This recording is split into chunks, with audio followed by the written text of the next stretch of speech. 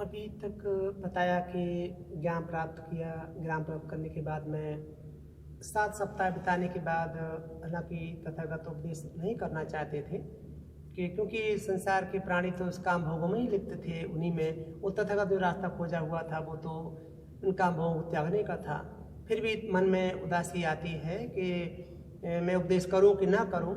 इस बात को आप जानते हैं या जान सकते हैं, बुद्ध धम्मा में संपत्ति ब्रह्मा की बात की गई। दरअसल ऐसा होता है जब कोई समग्र संबुद्ध पैदा होता है तो सभी के सभी लोग जाता ब्रह्मा की पूजा करने वाले होते हैं। तो इसलिए जो ब्रह्मलोक का निवासी कोई प्राणी ब्रह्मा खुद उसको आकर झुकना पड़ता है, वो अधिपति कहलाता है, उसी पूजा करने वाले होते हैं। जब वो झुक जाता है, राजा झुकता तो प्रजा अपने आप झुक जाती है। तो वो खुद निवेदन करता है, बनते लोक कल्याण की धमदेश न करें, अगर आप उपदेश नहीं करेंगे तो संसार नष्ट हो जाएगा, दुख से बाहर निकलने का रास्ता बड़ी मुश्किल से खोजा गया है। अगर आप उपदेश नहीं करेंगे, संति सत्ता अपराजक जाति का धम्मस अस्तबनता धम्मस अन्यतारो, ऐसे कहते हैं पर्यायंती धम्मस अन्यतारो। अगर बनते संसार में अल्प रज वाले, थोड़े से मैल वाले, चित्तमल वाले प्राणी भी हैं, अगर उपदेश नहीं करेंगे तो वो प्राणी दुख से बाहर निकल नहीं पाएंगे। इसलिए उनके हित कल्याण के लिए बनते उपदेश करें, धमदेश न करें, ऐसा करके वो उनको निवेदन करता है।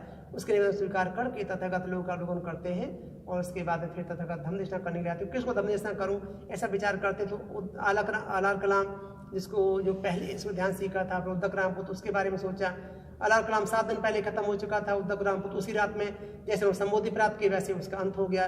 तो वो दोनों ज्ञानी थे, धर्म समझ सकते थे। फिर चित्त में आता है कि कठोर तपस्या करते समय जब खाना पीना उन्होंने शुरू कर दिया था तो उस वक्त ये पंचवग्गी जो भिक्षु थे, पांच प्रवचक थे, उनके जो साथ सेवा करने वाले थे, कब तो स्मरण गौतम भ्रष्ट हो गया है, अब तो खाने पीने लगा, अभी ज्ञान प्राप्त नहीं कर सकता, बुद्ध नहीं बन सकता है, सोच करके वो साथ छोड़ जाते हैं। तो फिर चित्त में आता है कि वो प्रवचक है, उन्होंने मेरी सेवा भी बहुत दिनों तक की थी, यदि मैं उनको उपदेश करूंगा तो वो भी मेरी बात को समझ लेंगे क्योंकि उनका मेरे ऊपर उपकार है, एहसान है, उन्होंने मेरी सेवा की थी।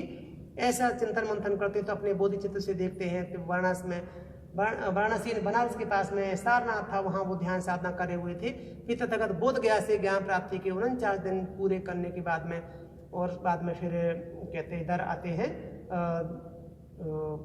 सारनाथ आते हैं। सारनाथ पंचवग्गी भिक्षुओं को वो तथागत उपदेश देते हैं। हालांकि वो धम्मचक्रवर्तन सूत्र कहलाता है, धम्मचक्रवर्तन है पहला उपदेश तथागत का जो आज सारनाथ में बड़े ही दुनिया में प्रसिद्ध स्थान है वो, जहाँ सम्राट अशोक ने भी धम्मचक्रवर्त मुद्रा में और इस तरह से जो आज देखने अशोक स्तंभ देखने को मिलता है जो इंडियन करेंसी पर है, कहीं भी भारत का प्रतीक चिन्ह है वो उसमें पाया जाता है, वो सारनाथ से पाया गया।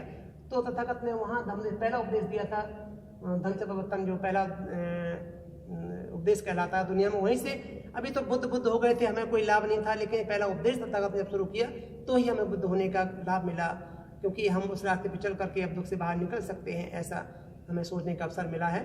तो जो दुनिया में और भी उस बुद्ध के समय के जो दुख से बाहर निकले भिक्खु हों या उपासक उपासका जो फल मिला हो, या आज के वर्तमान के जो भिक्खु भिक्खुनियाँ हैं जो उनको फल मिल रहा है उपासक उपासकाओं को, वो ये यहीं से शुरुआत होती सारनाथ से।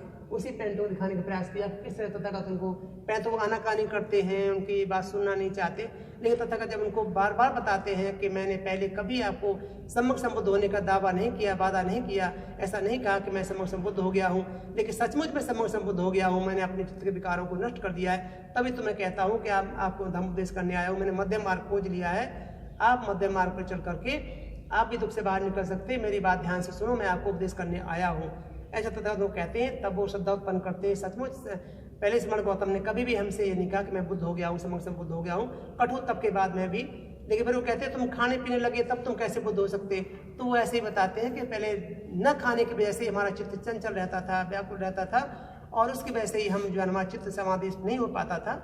पर जैसे मैंने उसको खाना पीना शुरू किया तो मैंने न बहुत कठोरता न बहुत सुकुमारता, दोनों के बीच का रास्ता अपनाया, तो तथागत ने सम्यक संबोधि प्राप्त की।